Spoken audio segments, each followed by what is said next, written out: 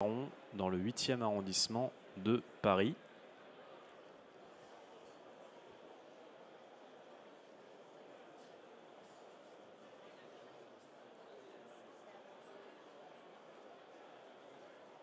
Bonjour. Donc l'opération rue Pierre Charon, une opération de réhabilitation bas carbone, je le disais, dans le 8e, 9500 m² de bureaux et de commerces labellisés BREEAM, excellent, et HQE, excellent. Pour en parler, donc, on accueille Christian Sbey, architecte associé chez DTA 2C Poétique Urbaine, et Christopher Tereschenko, directeur de la gestion d'actifs chez Balzac REIM ou REIM. REIM, bravo. REIM, voilà, tout simplement. Messieurs, on vous écoute. Merci. Merci. Bonjour. Bon, bonjour à tous. Je te laisse la parole au début. Ah oui, c'est moi qui commence? Oui. Bon. Alors peut-être juste en deux mots pour vous expliquer un peu qui on est et avant de vous parler du projet. Donc Christopher Tereschenko, je suis directeur de la gestion d'actifs chez Balzac REIM. Balzac REIM, qu'est-ce que c'est? C'est une société de gestion, ce qu'on appelle dans notre jargon un asset manager, un pure player immobilier tertiaire parisien. Vous voyez, on a aujourd'hui un patrimoine sous gestion de 17 immeubles qui sont essentiellement dans Paris. On aime bien la pierre et la belle pierre, on va dire, parisienne. Donc le patrimoine, c'est idéalement le triangle d'or, ce qui est l'opération Pierre Charon dont vous parlez, mais pas que, et ça s'étend sur l'ouest parisien. Société créée en 2007. Voilà, aujourd'hui, on gère à peu près 1,2 milliard d'actifs sous gestion. On est très fiers de Pierre Charon, donc on va laisser Christian en parler en détail. Mais c'est une opération qu'on pense que, voilà, dans l'air du temps, de ce que l'on doit faire sur les prochaines années, qui nous a mobilisé beaucoup d'énergie, de temps et de réflexion. Il y a eu plein de sujets passionnants à regarder. Et quand vous voulez appliquer un petit peu toutes ces idées de forum et d'énergie de bas carbone dans le Haussmannien, là, vous avez une démonstration parfaite. On va vous exprimer. La parole est à toi, mon ami. Merci. Juste un petit mot sur DTACC pour celles et ceux qui ne connaissent pas. Moi, je fais partie de la 3e génération d'associés de l'agence. C'est une agence qui a 68 ans d'existence. Elle se réhabilite sur elle-même depuis 68 ans. Donc on est 3 associés aujourd'hui, 60 collaborateurs, et on a à peu près réhabilité pas moins de 2 millions de mètres carrés. Et en grande partie à Paris. En fait, DTACC œuvre quasi exclusivement en réhabilitation de bâtiments existants depuis les années 90. Alors on le fait par conviction, on le fait aussi parce qu'on n'a pas le choix. On considère qu'on ne peut plus continuer à artificialiser les sols et qu'il y a une grande partie des bâtiments de 2050 qui existent déjà, qui ne sont pas à construire et qu'il va falloir réhabiliter. Donc la réhabilitation, c'est notre matière première et notre leitmotiv depuis la création de l'agence, ou plutôt la 2e génération de l'agence dans les années 90. Alors on est à Paris et à Bordeaux, mais on œuvre plutôt majoritairement à Paris. Alors les mots que vous voyez à l'écran, ce sont des mots qui sont très à la mode aujourd'hui. Donc la réversibilité, l'enrichissement des usages, l'acupuncture, l'éthique, la frugalité, le réemploi, etc., etc. Quand on travaille dans la réhabilitation lourde, ces éléments-là, c'est un peu notre boîte à outils, c'est-à-dire on ne les découvre pas. C'est pour ça que c'est important aujourd'hui, encore une fois, de se baser sur la réhabilitation pour être le plus performant possible dans nos projets architecturaux. Et s'il y a un mot sur lequel je voudrais un petit peu m'attarder, c'est le mot amplification. Et en fait, en réhabilitation, dans les années 90, on a eu un peu la main lourde, c'est-à-dire qu'on démolissait un peu plus que nécessaire pour arriver à faire des projets qui tenaient un peu la route. Aujourd'hui, le principe qu'on cherche à appliquer la plupart du temps, c'est d'essayer d'intervenir le moins possible et d'en faire le plus possible. Et donc ça passe par ce qu'on appelle de l'acupuncture ou l'amplification, c'est-à-dire on analyse les points faibles d'un bâtiment, on analyse ses points forts, on corrige ses points faibles et on amplifie ses points forts. Quand on raisonne de cette manière-là, ça a l'air simple comme ça, mais en fait ça nous permet d'avoir l'intervention la plus juste possible, vraiment d'intervenir là où c'est vraiment nécessaire, de ne pas noyer le budget d'une opération dans le gros œuvre, de mettre l'argent vraiment là où ça se voit, mais surtout là où ça améliore réellement la vie des gens. Alors, la conférence s'appelle Poétique urbaine. Alors, c'est poétique avec un H, donc c'est poésie et éthique. C'est ce petit jeu de mots, c'est surtout pour dire aussi que la vertu dans les projets ne passe pas uniquement par les dispositifs techniques. il y a une part de poésie dans les projets qui fait que les gens aiment être dans un bâtiment. Et c'est la première condition pour qu'un bâtiment soit durable. Mais ça, j'y retournerai un petit peu après. Voilà, donc la réhabilitation, on se donne un objectif de préserver plus de 80% de la structure d'un bâtiment, ce qui nous permet de réduire de 20, 30 ou 40% parfois la dette carbone d'un projet.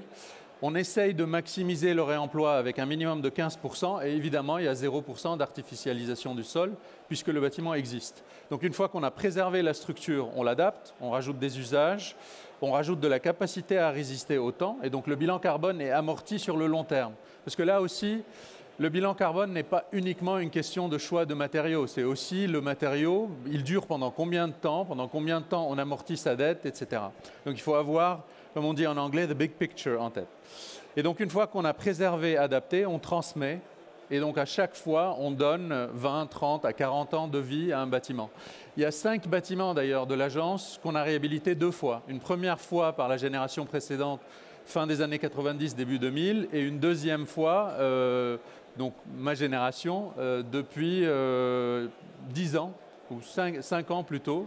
Donc 5 bâtiments qu'on a réhabilités une deuxième fois. Ce sont des bâtiments soit du patrimoine haussmannien, soit du patrimoine du XXe siècle. Si on prend en compte le patrimoine haussmannien et notamment Pierre Charon que vous allez voir, ce sont des bâtiments qui avaient déjà 100 ans d'âge et à chaque fois on leur rajoute 20 à 30 ans d'âge.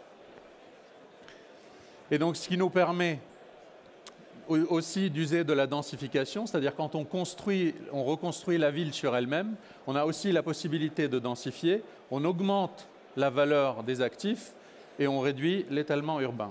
Donc la réhabilitation de l'existence, c'est un acte indispensable et urgent, mais nous, on a la chance de la pratiquer depuis pas mal de temps. Et bien sûr, le plus important pour nous, c'est le bon sens avant le dogme et le bon matériau au bon endroit. Alors, je vais illustrer ces propos par l'opération Pierre Charon. Donc Pierre Charon, c'est 9500 m² de bureaux et de commerces, donc les commerces en pied d'immeubles.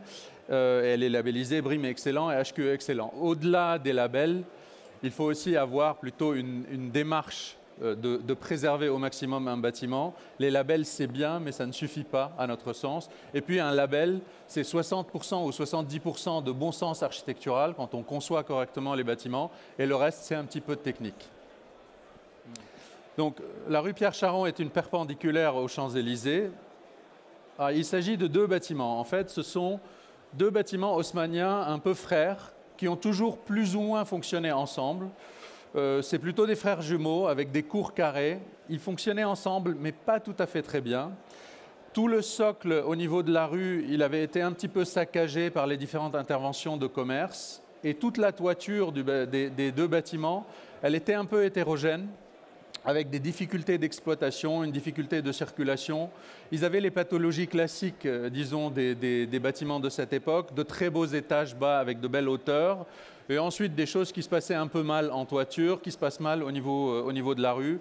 Pas de verticalité digne de ce nom, à part 2 très beaux escaliers patrimoniaux, pas d'ascenseur, pas d'accessibilité PMR, la sécurité incendie à retravailler, etc.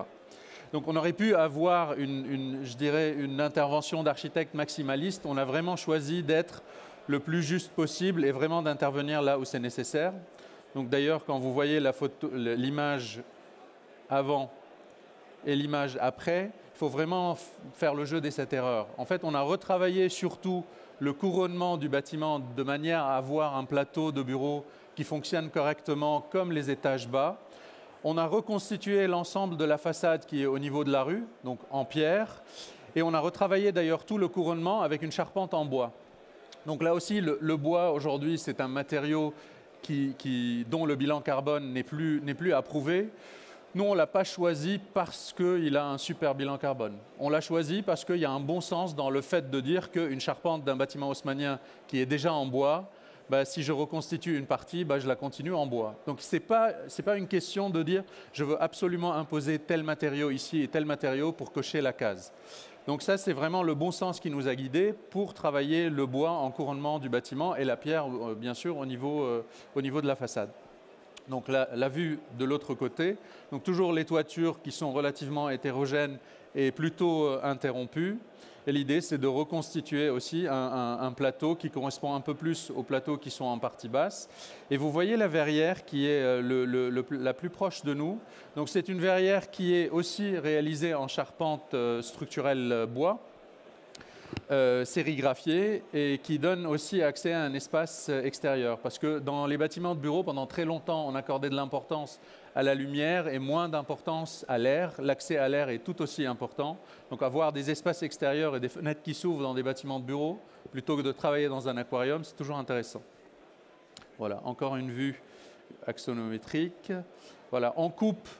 Donc ça, c'est assez aussi représentatif du projet. Donc 2 cours parisiennes pavées, un bâtiment qui est un peu plus haut que l'autre, un mur entre les deux avec quelques passages qui ne fonctionnaient pas très bien. Et donc l'idée du projet, on reconstitue un couronnement un peu complet avec une structure en bois et une façade neuve. On retravaille le socle du bâtiment, on reconstitue les façades qui avaient été modifiées avec le temps. Et on a même réussi à investir une partie du sous-sol pour créer des salles de réunion. Et évidemment, tout ce qui est commerce est resté au niveau de la rue. En termes de plan, donc 2 bâtiments avec 2 porches qu'on a évidemment conservés. Et la problématique de ces bâtiments-là, c'était vraiment les circulations verticales. Il y a les 2 escaliers symétriques que vous voyez au premier plan, donc qui se ressemblent donc pour les deux bâtiments, mais en dehors de ça, les verticalités ne permettaient pas d'assurer l'accessibilité PMR. Donc ce qu'on a fait dans le projet, c'est qu'on a créé en partie arrière du bâtiment un quadruplex et on a adossé à ce quadruplex un escalier d'usage éclairé naturellement. Donc c'est une œuvre neuve dans le projet. On a de toute évidence conservé les escaliers principaux historiques des 2 bâtiments qui sont de part et d'autre des porches. Les cours pavés sont restés des cours pavés. Là aussi, on peut dire que pourquoi on n'a pas végétalisé? Parce qu'il y a une histoire. On peut difficilement aller à l'encontre de l'histoire. Les cours parisiennes des bâtiments haussmanniens sont des cours pavés. Donc, ce n'est pas forcément là où il faut venir végétaliser massivement. Il faut qu'on trouve d'autres astuces pour que le projet atteigne le niveau de vertu, entre guillemets, qu'on recherche. Mais il faut quand même essayer de respecter l'histoire. Cela dit, à Paris, avec les ABF et la direction de l'urbanisme, c'est difficile de faire autrement. Mais nous, en tout cas, ça nous convient comme manière de raisonner sur les bâtiments. Le couronnement, donc là aussi, assez complexe dans son fonctionnement, un plateau qui ne boucle pas, à droite, un bâtiment qui est interrompu.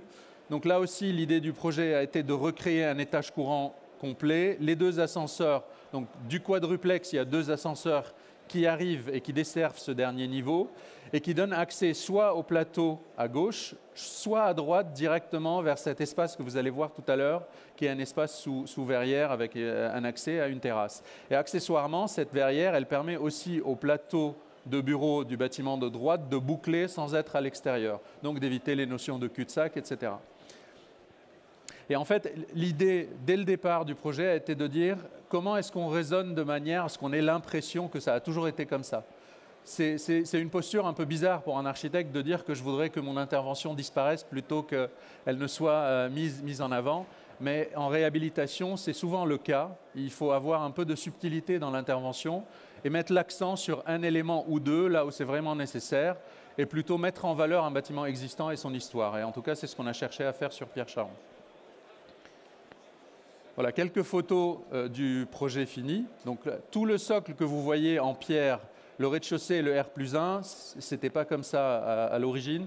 C'était une succession de devantures commerciales qui avaient un peu saccagé la façade et qu'on a évidemment supprimé. On a harmonisé cet ensemble-là. Les cours, donc une cour pavée. On a créé des verrières pour éclairer les salles de réunion au sous-sol.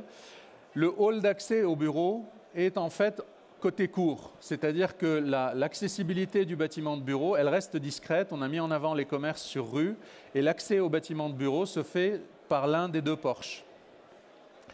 Et ce que vous voyez en partie haute, justement, c'est une partie du couronnement qu'on a reconstitué pour un des deux bâtiments. Donc ce couronnement a une structure en bois et une façade en verre et en zinc. Et là aussi, on est dans la continuité de l'histoire des bâtiments haussmanniens. On a reconstitué évidemment la tour pavée après les travaux. Et vous voyez en bas à droite l'auvent d'entrée au hall de bureau. En fait, le hall de bureau se trouve dans le volume central qui relie les deux bâtiments.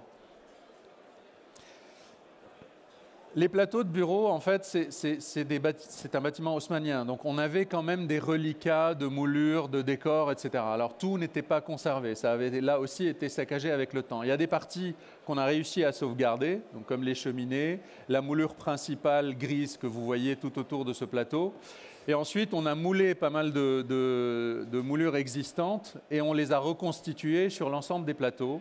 Et pour respecter cette histoire du bâtiment, on a essayé de trouver la technique la plus intéressante pour un bâtiment de ce type. Et là, c'était un prototype, c'est une première mondiale. Je crois d'ailleurs que c'est toujours, pour l'instant, le seul bâtiment équipé de ce qu'on appelle le système TTAP, inventé par Alton. Et je vais laisser Christopher en parler un petit peu. Alors, peut-être juste un mot sur la technique. Je serais peut-être un peu moins poétique que Christian, mais Pierre Charron est un premier de série sur la climatisation 2.0. Alors, qu'est-ce que ça veut dire? C'est en gros le chaud et le froid dans ce bâtiment haussmannien. Il est apporté par de l'air et de l'électricité. C'est tout. Il n'y a pas de circuit d'eau glacée, il n'y a pas de gaz frigorigène dans l'immeuble. Donc, d'un point de vue bilan carbone, on est allé chercher une solution qui n'existait nulle part ailleurs, qui était en développement dans les laboratoires finlandais d'Alton.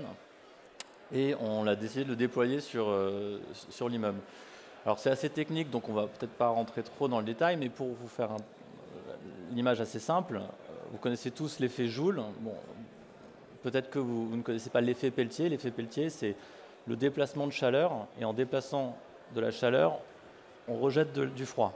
Et à l'inverse, quand on retourne le courant électrique, on déplace du froid et on rejette du chaud. Donc, en gros, c'est un système très, très innovant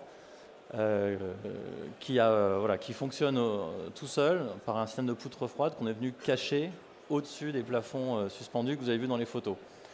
Donc malgré tout, on garde quand même un plateau de bureau très élégant et une technologie très discrète. Presque, par acupuncture, on est venu installer ces systèmes que vous pouvez voir qui arrivent dans le plafond, en fait, au-dessus.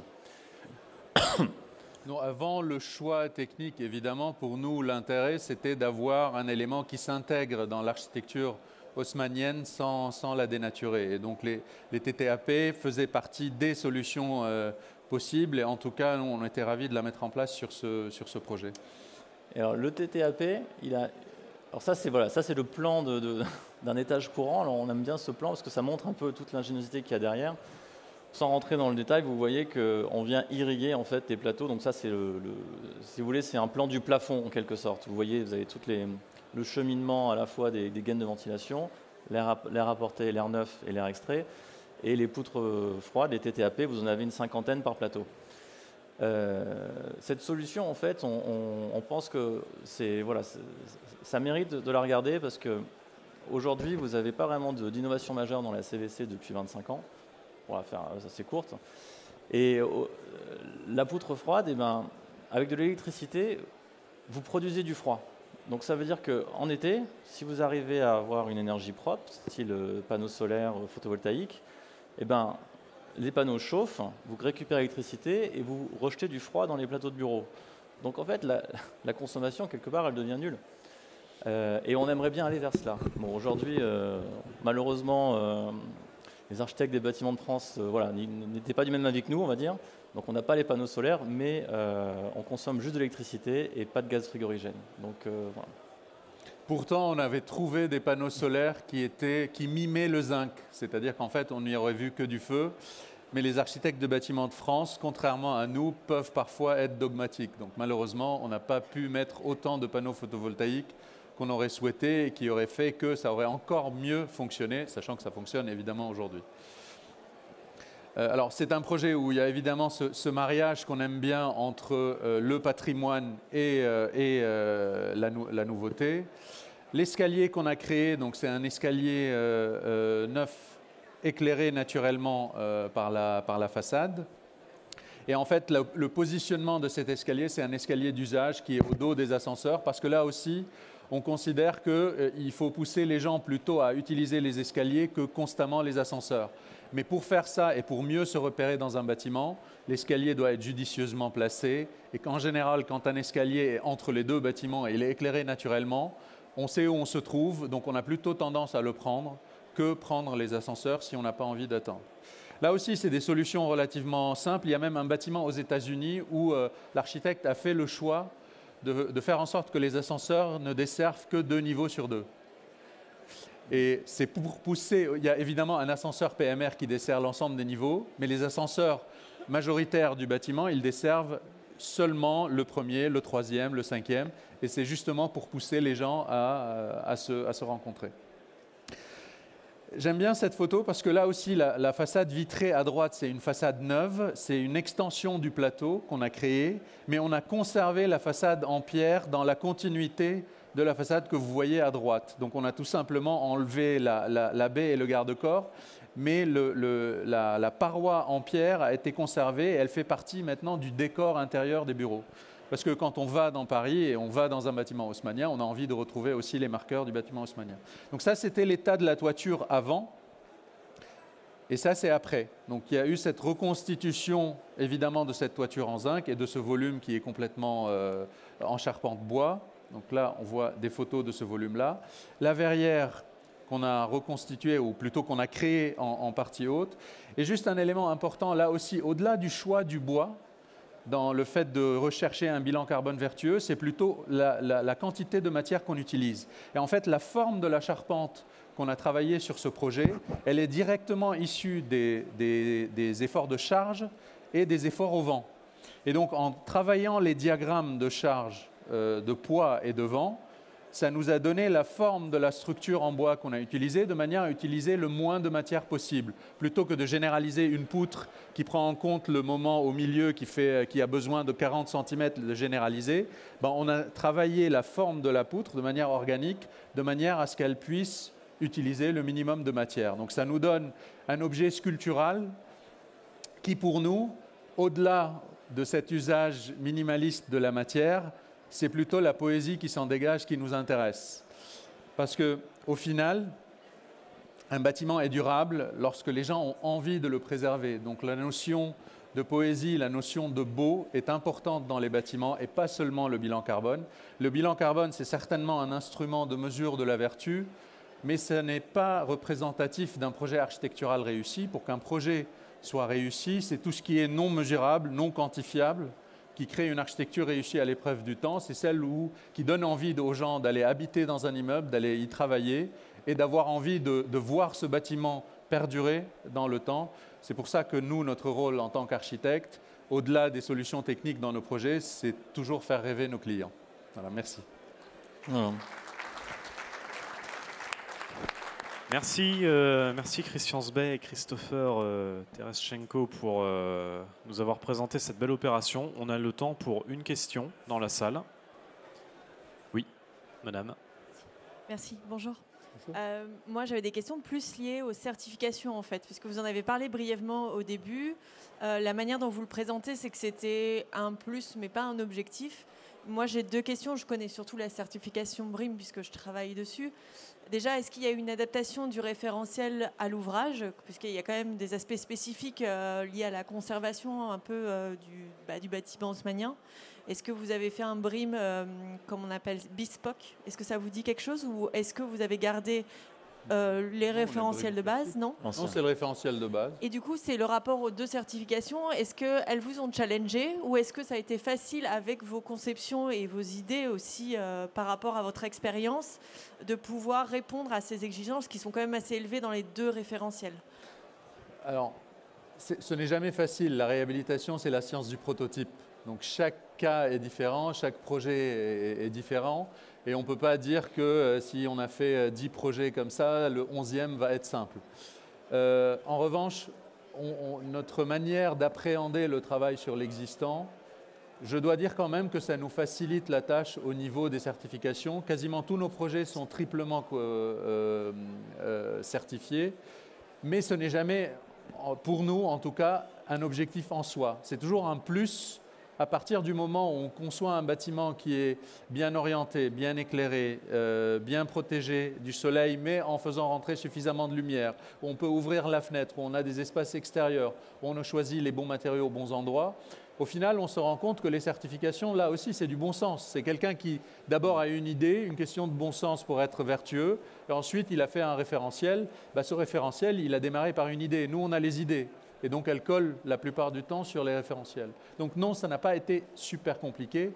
Il y a eu beaucoup de complications quand même, parce que la réhabilitation, elle a son lot de surprises, et 25% de la conception se finalise pendant le chantier. Donc c'est un challenge toujours de faire en sorte que le résultat final corresponde au rêve qu'on a donné au client au départ. Et puis, ils ne connaissaient pas le système en fait, de clim. Donc, ils n'avaient pas de référencement. Ils ne savaient pas comment le noter. Donc ça a été un peu... J'ai pas tout entendu, mais... Justement, l'aspect norme aussi peut être à l'inverse contraignant et contre-productif quand vous essayez d'introduire de l'innovation. Complètement. Et c'est dans ce sens-là, challengeant, positif ou négativement? Ça peut arriver, c'est-à-dire qu'il y a des points qu'on décide de ne pas aller chercher et on en cherche d'autres. On laisse tomber. Et il faut que le bon sens prime, il faut que le bâtiment soit agréable. Encore une fois, le label n'est pas une fin en soi, en tout cas pas pour moi. Merci à tous les deux, on va enchaîner pour respecter le timing de la matinée.